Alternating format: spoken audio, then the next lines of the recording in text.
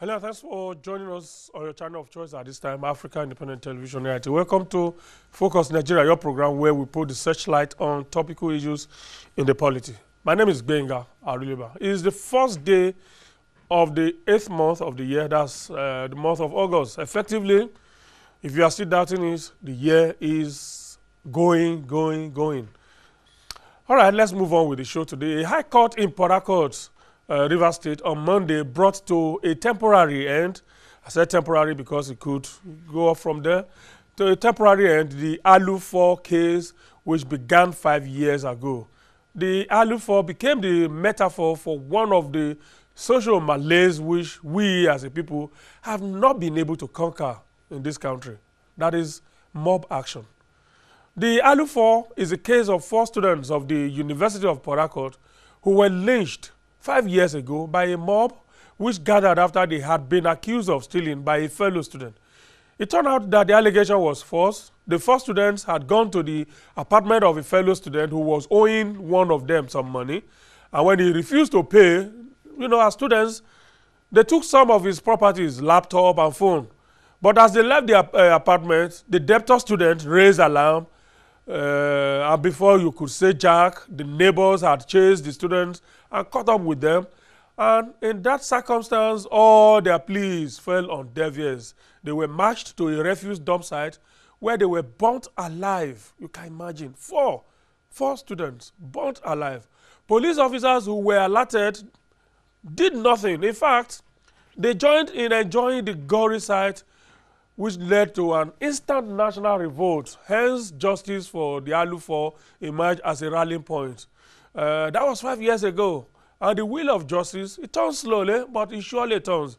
And it finally turned full circle yesterday with Justice Letan Yode giving judgment on Monday. 3 out of the 7 people charged to court were found guilty and sentenced to death, deservedly so. One of the 3 is one of the police officers who enjoyed that gory side, Police Sergeant Lucky Ogi, who has since been dismissed. The other 2 convicts are Ikechukwu Amadi and David Obodo.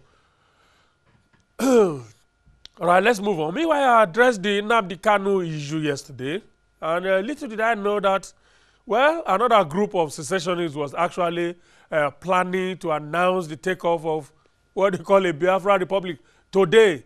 The group, which calls itself the Biafran Zionist Movement, is led by one barrister, Ikechukwu, whatever now, and he has announced the birth of a Biafra Republic today with himself as interim president, and he also announced some ministers, including Jerry Gana, Labaran Maku. In case you are not aware, you are ministers in the Biafra Republic. Some jokers. Anyway, but someone asked me after the show yesterday, now where are those elders, those political leaders, like the Deputy Senate President, former Senator Ike Ekweremadu, former Minister Osita Chidoka, who stood shorty for Nnamdi Kanu that day? Where are the Igbo leaders, the Igbo intellectuals like Professor Charles Soludo, all of whom championed the campaign for the release of this iPod man that time? Do we take it that their silence means they sanction these current actions of this young man in a mission that can only end in disaster for him? Equally condemnable here is an incident that took place at the weekend. I alluded to it yesterday. Governor Kashim Shettima of Borno State reportedly hosted the group of Arewa youths who had some months ago issued an October 1 ultimatum to all Igbos residing in the north to relocate. Now, you do remember that these youths were then described as criminals. They were actually declared wanted. Governor in whose territory the youths made that provocative statement, directed the police to immediately arrest them and charge them to court. The belief that some northern leaders were and are still in support of this irascible group of youth gained ground with the police failure to effect the arrest order issued on these youths, even when they frequently make public appearances to justify their divisive cause. Now, the decision by Governor Shettima to host these same youth at the weekend has buttressed this position.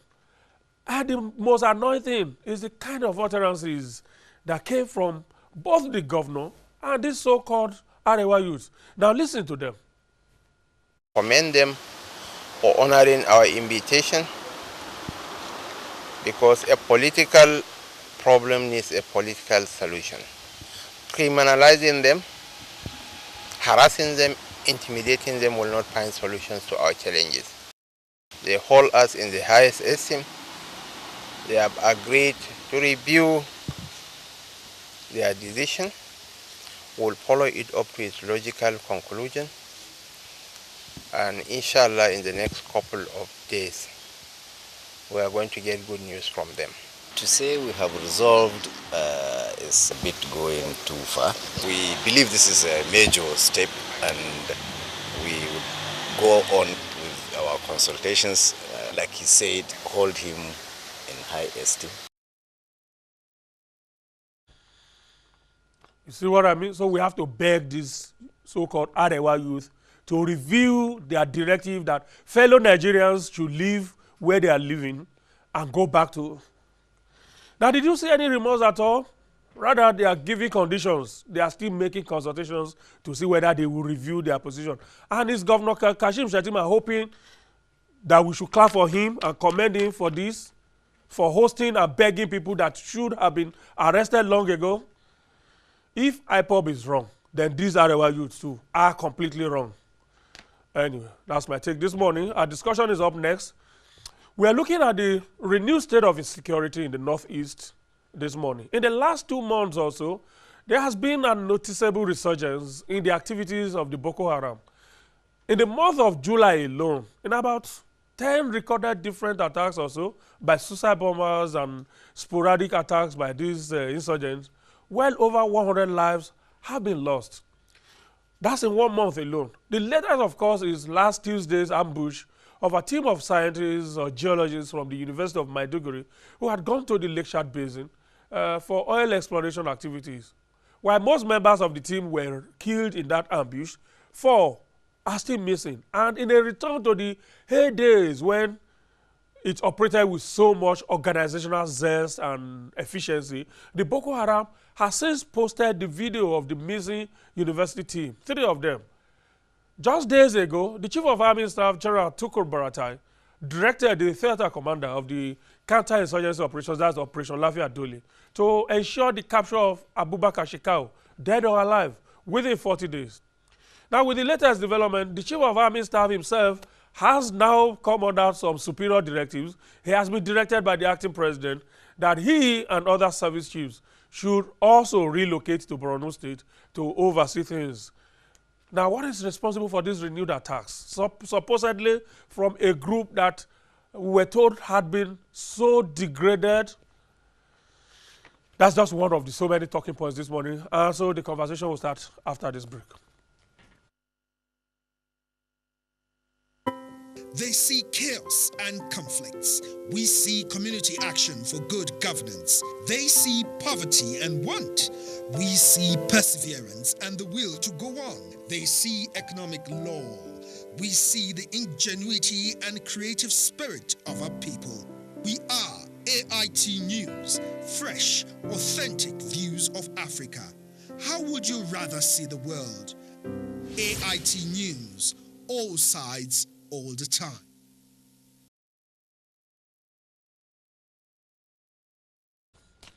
Okay, if you're just joining us, a very warm welcome to you this morning. You already know what we'll be looking at this morning. What is responsible for this renewed spate of attacks by the Boko Haram, a group that we thought we had put behind us, suddenly has become something else again today. Joining me for these discussions, it's my pleasure to welcome Terence Kwanum, is of Ancestor Global Amnesty Watch. Good to see you. Which one is Ancestor Global Amnesty Watch? Assessor, sorry. Global Amnesty Watch. Sorry. Anyway, good to see you. Thank you. Right. Captain Bish Johnson is a U.S. Army retired military officer. He's a national security and military strategist. Bish, good to see you. Thank you very much. Is it permitted to wear beards in the U.S. military? That's why I have that retired. I'm a civilian now. It makes me look like a militant. I'm a freedom fighter. We are fighting to restructure Nigeria so that I can be like you. Be like me, how? Yes, now. How? So that it can favor all of us. Bish. Anyway, let's move on. Boko Haram, we thought we had put all of this behind us. We were told they had been severely degraded.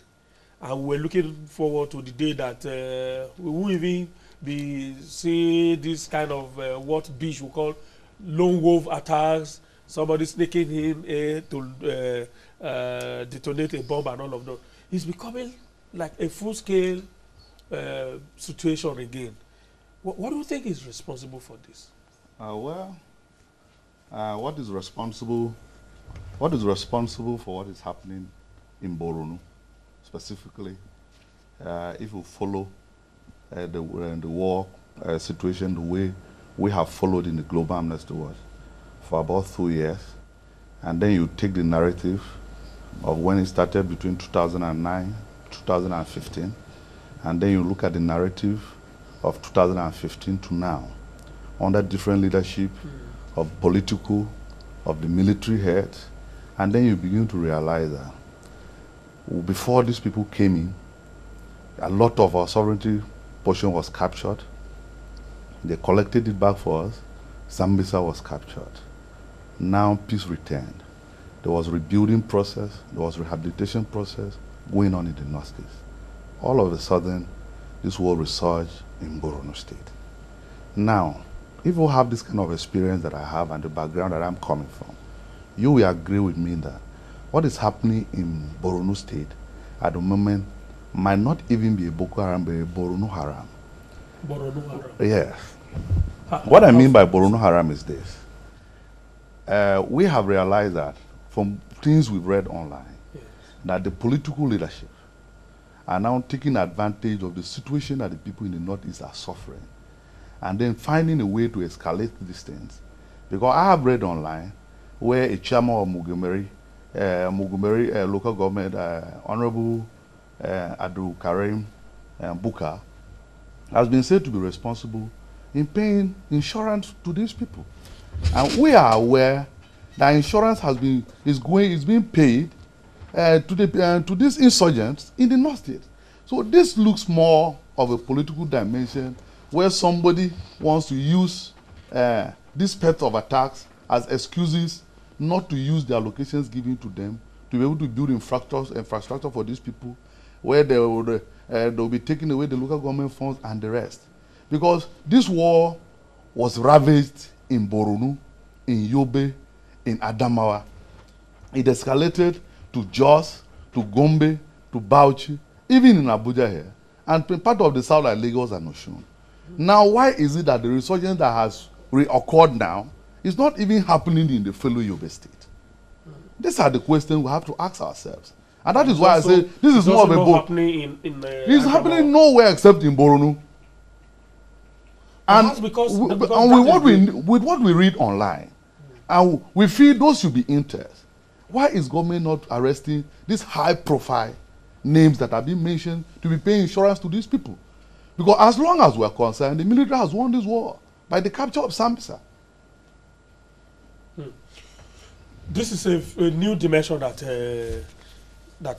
Terence has added to all of this. For me, this is something very novel. Bish, do you think this is political? Of course, there's always a political dimension to situations like this. We have focused mostly on, the elimination of the physical threats by killing the combatants in the field. But like what he has mentioned, we have not looked at, who are the ones who are, actually supporting these people. Those who probably have turned into a kind of franchise. Yes, there are sympathizers to the cause of Boko Haram, okay, who may not be the combatants. but who will be providing them support and logistics and sanctuary. We have not focused our attention to that area. Our attention had always been on killing the insurgents in the battlefield, but we've not done enough work on finding out who is sponsoring these people. How are they getting their finances? How are they getting the weapons that they are using? Because if you look at what happened with this recent kidnap, they were very well fortified, prepared. Okay, they dug holes, they dug trenches, and ambushed the team. So they are getting intelligence of troop movement. They are equally prepared and trained to counter any opposition from the troops. So it was a very well planned and orchestrated attack that you don't normally see from attacks that come from a cell that don't really prepare very well. You know, we are thinking that, look, because the pressure was mounted so much on them in Sambisa Forest, they're now dispersed into various cells. And we expected them, I personally expected them to continue to carry out attacks, because whether we like it or not, just like Boko-Haram cannot kill everyone in the Northeast, we cannot kill every element of Boko-Haram member. There will still be some the hardliners who will continue to fight and continue to resist. Okay? Yeah, so, but conventionally, shouldn't we be seeing such attacks in lone wolf kind of situation rather than what appears to be coordinated series of attacks? That is the surprising thing right now. That gives credence to what my brother is saying here right now, that there could be some elements of people in the society who have been actually funding this kind of people because they are benefiting from the status quo right now. There are people who are benefiting from that chaos. And those people who are benefiting from that chaos, we continue to do whatever it takes to make sure that the status quo is maintained. So what we have to do right now is to focus our attention to how the people are getting funded. Where are they getting their logistics? Because they couldn't have done what they had done if there was no support. So they had support. So they were able to get intel. They were able to acquire weapons, even dug the trenches, conduct their training and their operations. So we have to focus attention to that area. Terence, is there the possibility that the military may also have been infiltrated in all of this? No. Because yesterday there was a report about the military fingering alleged compromises within that he believes that there are moles or something like that. I don't think the thing was specifically to the military. The issue is, if we look at the manner the operation was held, these people were working until it was the last day. Yes, they were actually, I think they were returning the last day of this work, and that this thing happened. You know, from the analysis my friend here gave, it still limits this thing to Borno, which is the issue now. Boko Haram was not only for Borno. Boko Haram was for Northeast. Territories was captured around Northeast. This insurgents is particularly focused on Borno. Will it be because the insurgency has been, or the insurgents, the remnants of them, have been contained? No. It's not an issue of contained. You know, we have to look at the political dimension of this reinsurgent without sentiments. Because if other people from other states had wanted these things to go on, like I told you, I've read online a lot about accusations and counter accusations of who goes to pay insurance and all that and all that. But you see, if we don't look at it strategically, what is happening, we keep putting more pressure on our military. But let me tell you, the attention of the military now more is to capture Shakal.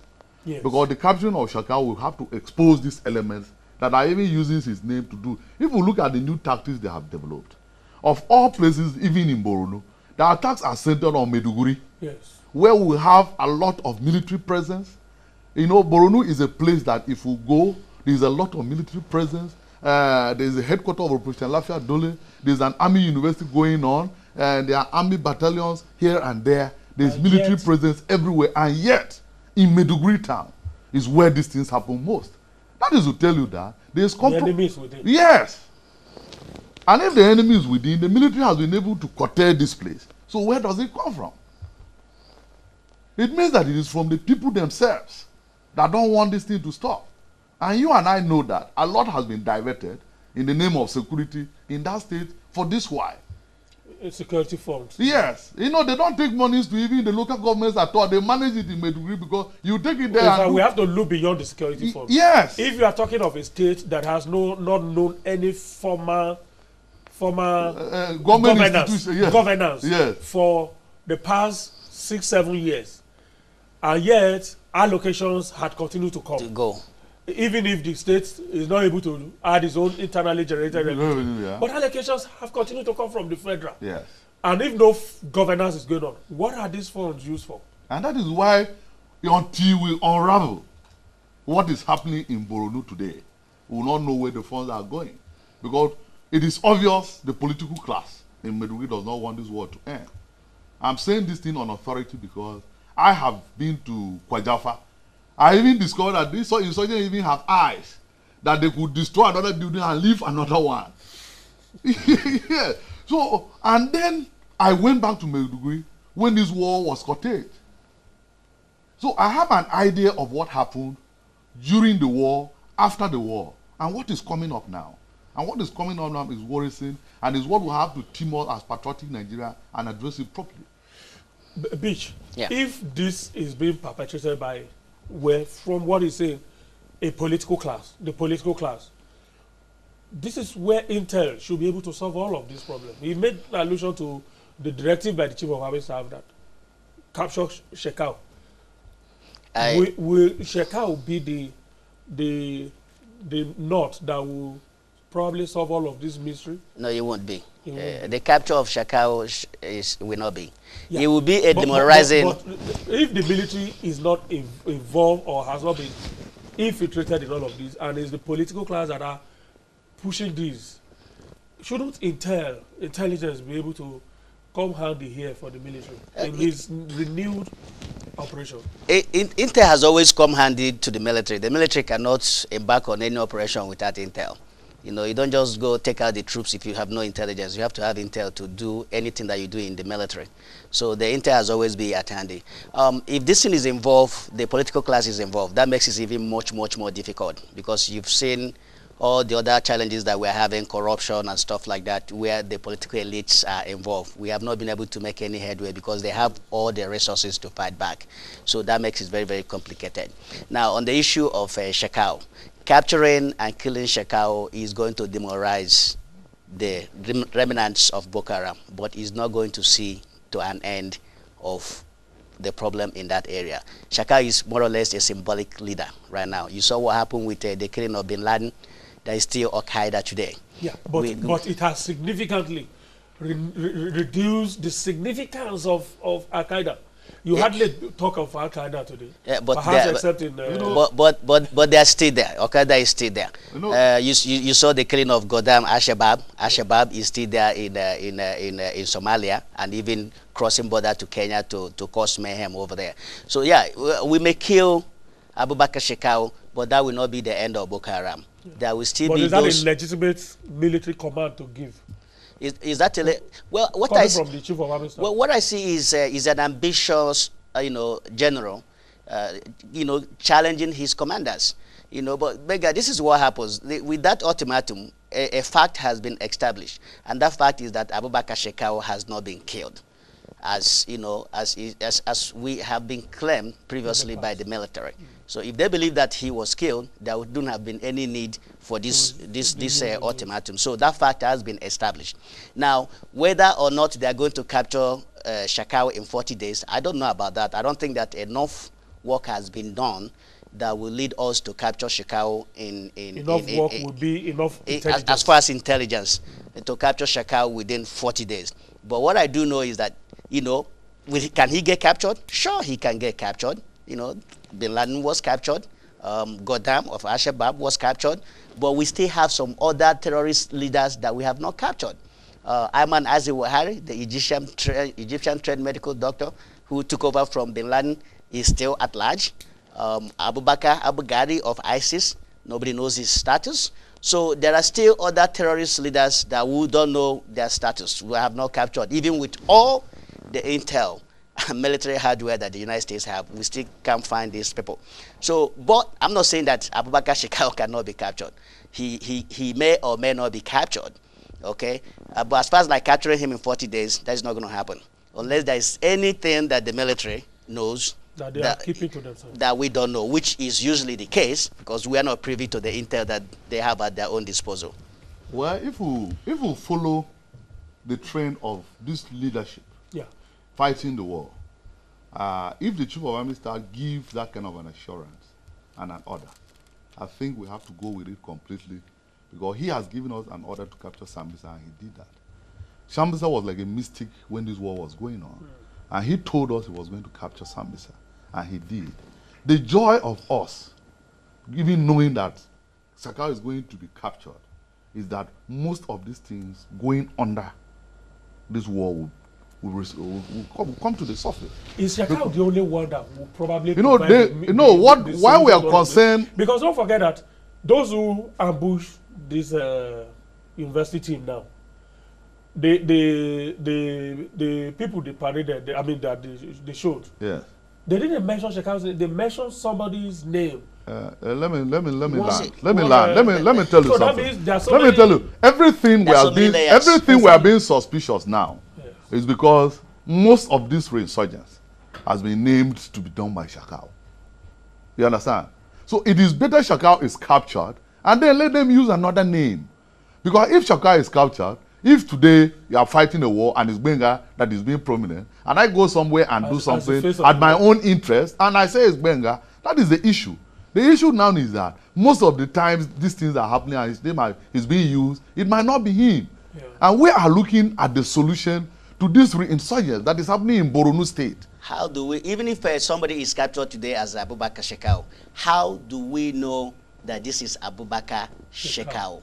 We don't have any means of testing anybody's DNA in this country to confirm identity. Particularly where we have said we have killed him several times over the years. So even if you kill one person today, you call Shakao, another Shakao can still come out again and continue to taunt us. Okay, but let me tell you this: Shakao, as it is right now, may not even be playing a major role in boko-haram. Are you listening to me? There are various layers now, because since he is the focus of attention, he's going to isolate himself. And all these cells that are operating, they are independent, maybe independent cells that don't need any command and control structure to give them instructions on what to do. It's something that they gather together, they plan, and then they go and carry out their own operations. So, Shakao or no Shakao, as long as those independent cells continue to exist, we will continue to see series of attacks. We need to focus on who is their operations commander. That is the person that has to make contact with the people. And that is the person that is always going to be at risk of elimination. Shakao, killing him or not killing him, I think there's a dimension to this that he doesn't understand. You know, these things are not imaginary. These things are things that if you have time, you confront them. The issue of Shakao was key and all that. When I started, I told you that there are two narratives to this war. There's a narrative that came and ended at 2015, which was a propaganda narrative. Where there's a narrative of when they tell us something, we see it. They told us this thing was going to be curtailed, was curtailed. And Shakao was giving birth in the northeast. Shakao has relatives. When we were, the last time Shamsa was captured and we all moved to Borno, we met people that are related to Shakao. We made a civilian jet task force. Shakao has moved with friends. If I catch you today without even DNA, somebody knows you from somewhere. You have a family. You have friends. You have grown up here. So we know you. So it's not an issue of DNA. You know, when you go to the dimension of DNA, cells, and the rest, those are imaginary. This war is being fought in the Northeast. We have been privileged to be in those places. We know the way everybody there talks about Shakao. It is as if Shakao is captured today, most of the people there will naturally run away. Shakao is a factor in this war. So if we have an assurance from our military that Shakao is going to be captured, is what we are going to seriously even pray for them to capture Shakao so that the new dimension and the revolutions that will come out of that, let's see them. How do you think this can come to pass? How do you think Shekau can be captured? The Shekau can be captured because the major territories that were more dreadful has been captured by the military. And I know that apart from these distractions that all of a sudden came up within the Borno metropolis, there was an intent, there was a follow-up to even capture him. The chief army staff cannot wake up and tell us that within 40 days Shaka should be captured. There must be an intel and there must be a link somewhere that is leading him to that. Well, I pray for our military. I support our military. I'm a very optimistic person. I'm actually looking at whether the measure to curtail the current level of renewed insurgency shouldn't go beyond capturing Shekau. Let me tell you why I say so. The United States Department of State, there's the 2016 U.S. country report on terrorism, which is out now. On the 16th already. You have read it? Yes. Which has talked about the lack of capacity of the Nigerian military to hold the grounds that they have recovered since 2015, and that is what is responsible for this current situation. That lack of capacity to hold the ground. Bega, you and I will talk about that. About the clear and hold. Clear, hold, and rebuild. Yes. Clear, hold, and rebuild. We've talked about this on this platform for several times. Yes. Well, let me tell you, to be honest with you and to be fair to the Nigerian military, it's not their responsibility to hold all those territories. Okay. It is the responsibility of the Nigerian police to hold the territories that are captured, that are cleared, captured by the military. The police, we have to go there and re-establish their presence and maintain law and order. It's not the job of the armed forces. The armed forces has done their part. They've cleared, they've secured, but the police has to move on. They have to move on. The police has to hold those areas. Under normal circumstances, the military, after the war, they're supposed to have withdrawn back to the barracks. But because we don't have that level of confidence we have in our armed forces, in our police, the military is there doing the job of both army and the police. And they're not law enforcement officers. No, military, we are not trained to enforce the law. That's not the responsibility. They are trained to engage the enemy. Of course, that is the responsibility of the armed forces. But you see Nigerian military doing both military operations and law enforcement, civil operations. So we need to look at how we can get our police to the capacity. And I'm not going to tell you that the whole fault is on our Nigerian police, because for over the years, we have not properly funded our Nigerian police. So we created that funding gap in our Nigerian police. They don't have the tools that they need. They don't have the personnel that they need. Even the personnel that they do have is more interested in protecting some VIPs than actually carrying bags for their than actually being out there and gathering intel. Intel can come from the police. They have more geographical spread than any other branch of our security apparatus in this country. So they are in a better position to even collect this intel. Okay? It goes back to this other issue that we talked about, state police. So you see that all these things are even connected. Yeah. So even the police that you're posting to Borno State, how effective will they be in Borno State if it doesn't know when the terrain is even foreign? It's foreign to them. So you see that all these problems are in a circle. Until we can comprehensively and truthfully and honestly address these problems, we are going to have this kind of reoccurrences that we're having right now. Let me read some tweets that may also inform or enrich what we're going to see. A.K. Sebastian Jr. says the disunity and coherence in information gathering between the security agencies is what is causing this issue.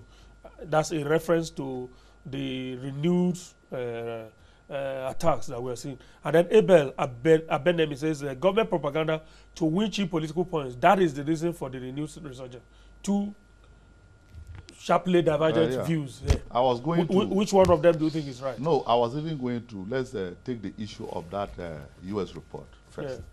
Yeah. You know, if you even say that the territory that has been captured by our military has been taken over, as that report states, it's completely wrong.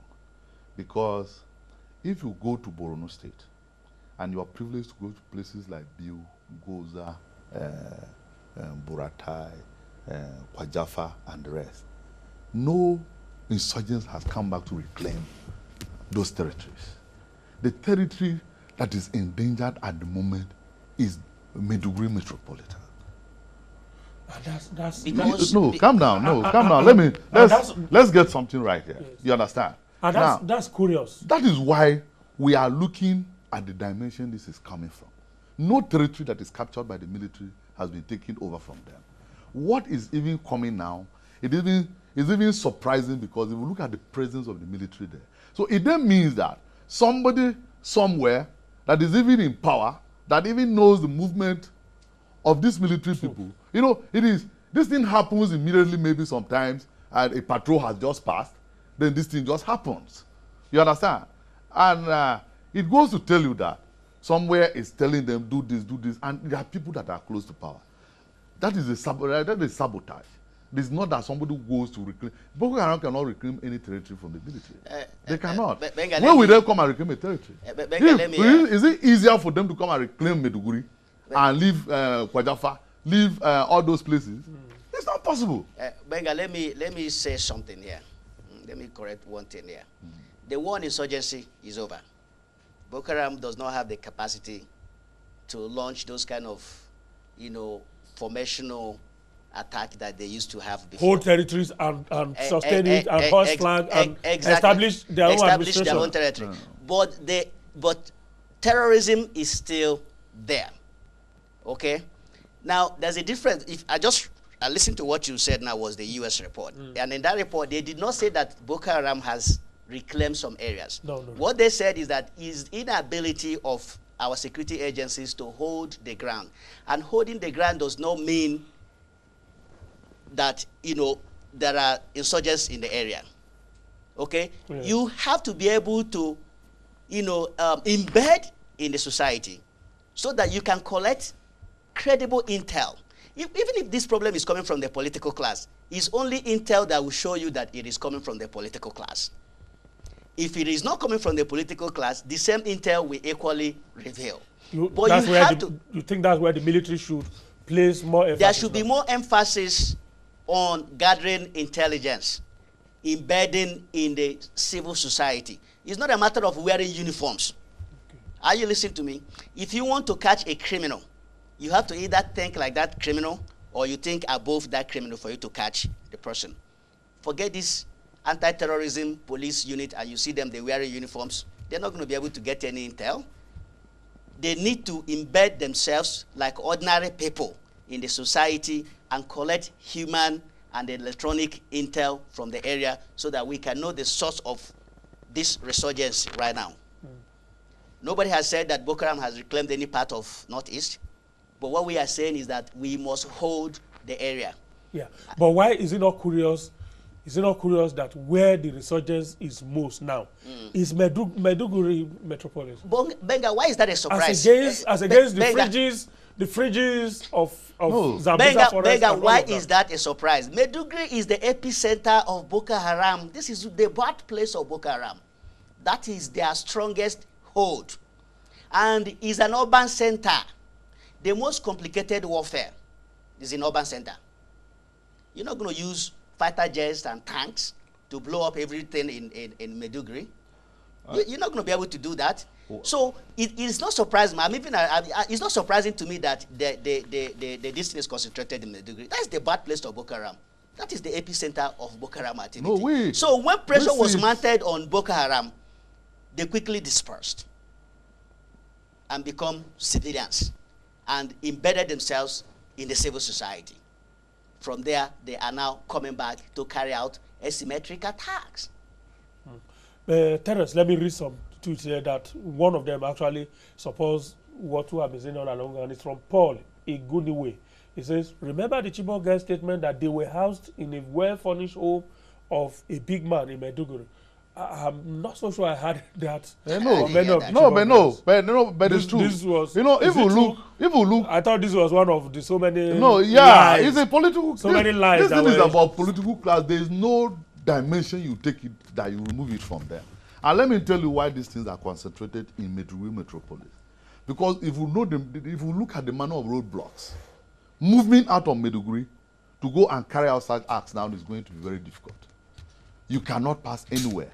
So they operate from the houses they have built, lost these people, secure them to go and do these things. There's no logic you bring to this. This thing is tied to the political class. What we are even saying as Global Amnesty Watch is that these high political class people that are being mentioned should be arrested. If they are arrested, these things will calm down. There are two ways to this. Shakal arrested, this political class is being arrested. These things will end because they know, because people that are paying insurance to Boko Haram. Are they not seeing them? They have a link to them. So, there was a and they are not ready to release the intel. And if we even go further to look at the IDP camps, has any serious Maiduguri citizen gone to the IDP camp to assist, donate anything to them? These are their brothers and sisters. Have you ever seen any serious Maiduguri citizen going to do that? That is why we are tying this thing to them. And we are now even reducing Boko Haram to Borono Haram. It's the Dangotes and the civil society that you see. Yes, from other places, you don't see them there. And then this thing has stopped everywhere in Nigeria except in Borono. All right. Kam Salem Isa says, good morning. Nigerians are not happy with the way our military is dishing out intel report to public domain. And Biosa Chukwuka says, please, we should start looking inward on this Boko Haram fight. The issue is in the north, and I bet you the solution lies in the north. Of course, there's no question about that. And then Herman Ethan Zome says, Benga, the only way to do away with insurgency in Borno is when sponsors are openly exposed and prosecuted. Government should be serious. And Paul Igudewe says, right from the beginning of this insurgency, right from the beginning of this insurgency, I have to leave you. Okay, I told you, Benga, that Borno politicians are complicit. I told you, Benga, that Borno politicians are complicit. All right, sorry. Nobody's removing that aspect, and I've said it here, that they cannot function if they don't have support. They must have support to function, okay? But the way you go about it is not by sticking to what was read online. There's so many misinformation on the internet. The military has to do the hard work they have to do the hard work of getting intel. I mean, credible intel. You understand what I'm saying? Yeah. We've had problems over the years trying to get equipment from the United States government over issues of human rights abuses and stuff like that.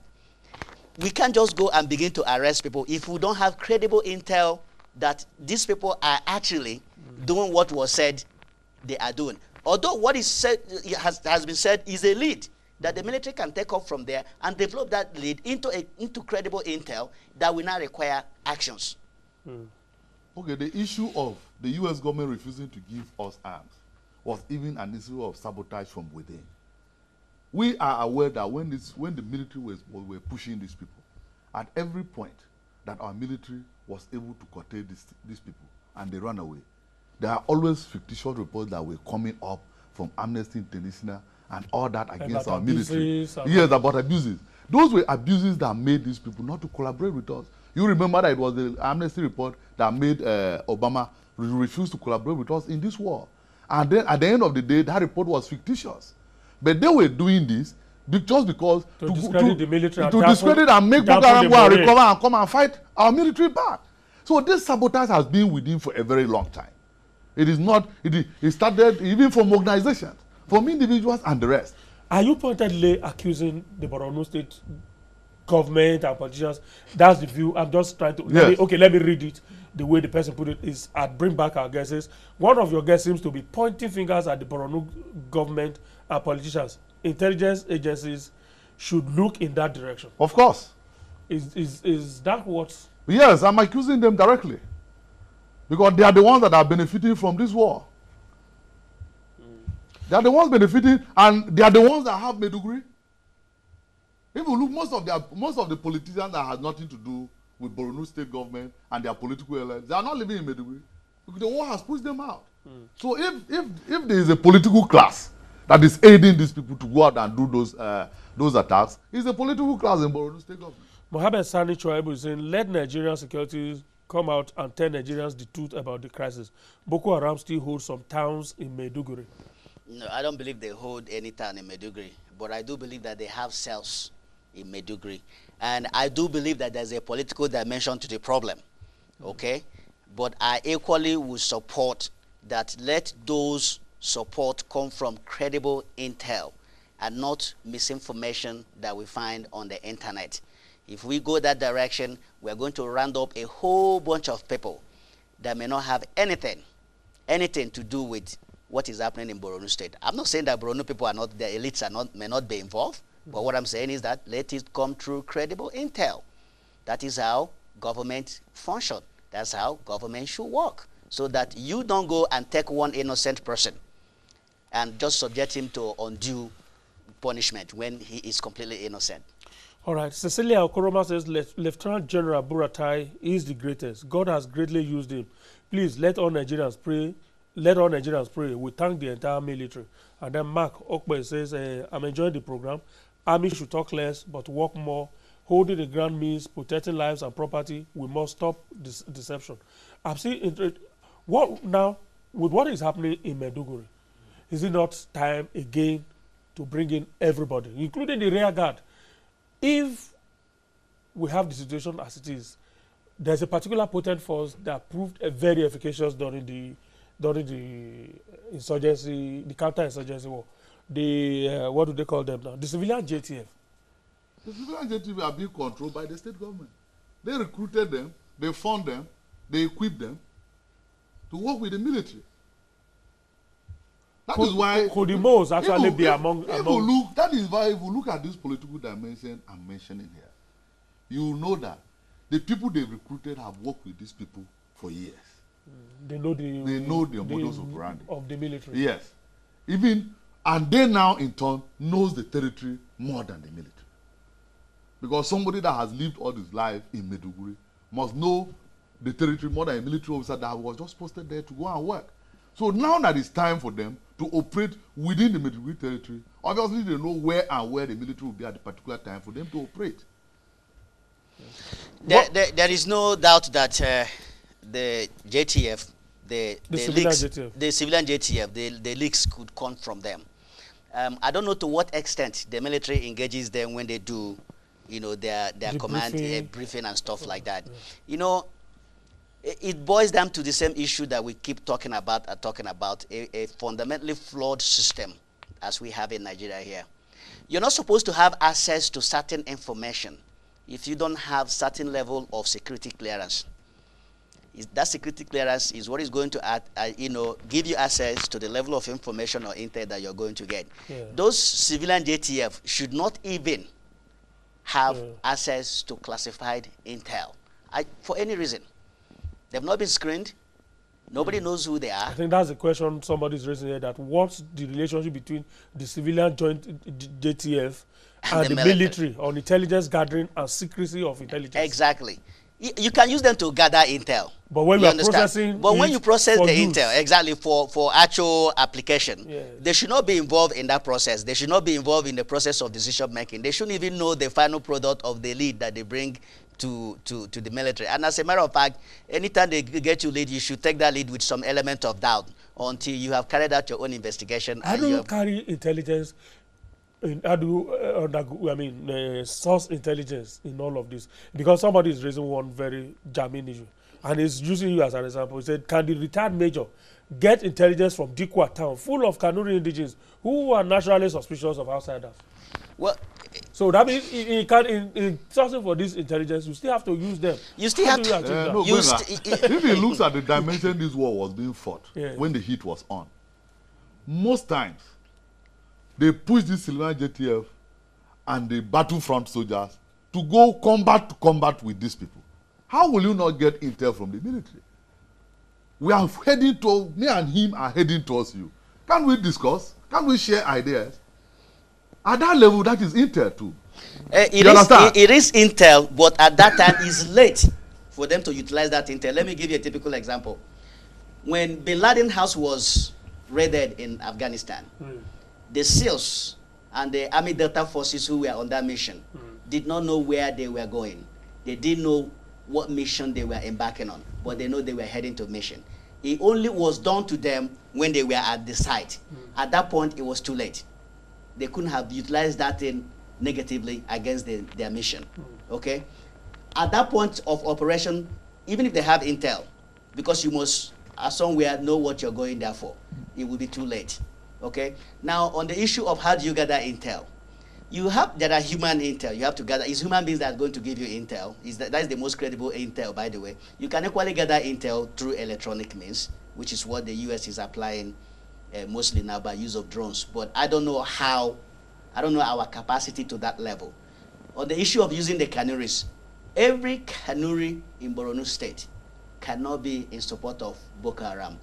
They are the ones who are bearing the brunt of activities of Boko Haram. And if every cannery is supporting Boko Haram, shame on our government, because we have not done what we are supposed to do to sensitize the people, to let them know, like, look, we are all in this together. The activities of these people are to your own detriment. You should not be on their side. You should be on our side. Probably give them alternative that they should embrace, of that course. looks more attractive than what the Boko Haram. Of course, you have to do that. You have to find a way to bring them to your side. That is the job of the government. If that is the case, we have not done good enough job in sensitizing the society. And if we still refer to the job of the government, it's still the job of the state government. Yeah, you understand? That's why I'm asking you. If you are to draw up a battle strategy now to contain this present level that we are in, what will be your battle strategy? The battle strategy now is to go after. Beyond declaring Shekau. No, that is a separate thing. Yeah. The issue now is we should be able to work on the intel, giving them, and serious arrests should be made. If this political class are being arrested, all these issues will be curtailed, because these people are physically paying insurance. So there is a channel, this thing is being paid. Names are being made, whether they are online, whether somebody calls you and tell you, but a name is being made. It has to do with money. It should there be should be a channel of transfer of how the money was moved. Okolo Chukwuyere says, Ogaji, I totally agree with the man on white. We need men who are brave to say the truth like him. The sponsors are in Borno State. Simple. This will be the last set of tweets we'll be able to read. Okolo Chukwuyere again says, Borno government knows everything about this. The man on white is saying the truth. We need sincere and brave leaders like him. Then Derek says, the governor of Borno should be investigated. That man's hands are not clean. Then Biosa Chikuka says, Niger military are now crying over constructive criticism from the US. Our military can't do this job. Don't you think we need external help? And then Onwukbele Tonye Benga, good morning. I'm enjoying the program, but much emphasis should be placed on what Terence is saying. Boronu Haram. Your passing comments, Terence. Yeah. Final comment. My final comment is that this thing that is affecting Nigeria is affecting all of us. We need to sit up and be patriotic. Those of us that have been privileged to go near where the armies have operated, we know that they have been able to curtail this war because of patriotism. If we are patriotic enough to be able to help them with intel and then report strange movements around us, I think we'll go a long way in ending this war. All right. Bish? Well, as somebody that has experience, yes, I believe that every lead should be investigated. No matter how remote it looks? No matter how, out of place that lead is, it should be investigated, and the military and other law enforcement agencies should be able to come to a definitive and a credible conclusion of that lead and pursue that lead to the end. But they must engage the people on the ground. They are the people that know the terrain better than any one of us. All right. Remi Omojola, until we stop playing politics, leaves it hanging there. Ogome Bolam Obiozo says, I think Boko boys are doing well in Northeast. Our army needs to step up their game. Dominic Ame says, Benga, I want the army to do house-to-house search for the entire Borno. And then Edwin Tam says, the leaders should stand up and end this fight. Much funds are wasted in that region. Paul Igunewe says the government has been unable to protect the people from reprisals from Boko Haram if the people support the government. All right, let's leave it there. Thank you so much. Terence Kwanam is of Assessor Global Amnesty Watch. He has joined us for this morning's discussions as we look at the current renewed level of attacks in the Northeast, particularly in Borno State and particularly in Maiduguri Metropolis. Thank you so much for the insightful comments you have made. We appreciate it. Thank you so much. And of course, Captain Bish Johnson is a U.S. Army, a retired U.S. Army officer. He's a national security and military strategist. Thank you so much, Bish. Thank you very much. Thank you. Thank you so much for investing your time with us. This Tuesday is the very first day of the month of August. Enjoy the rest of the day. I'll see you tomorrow, God willing.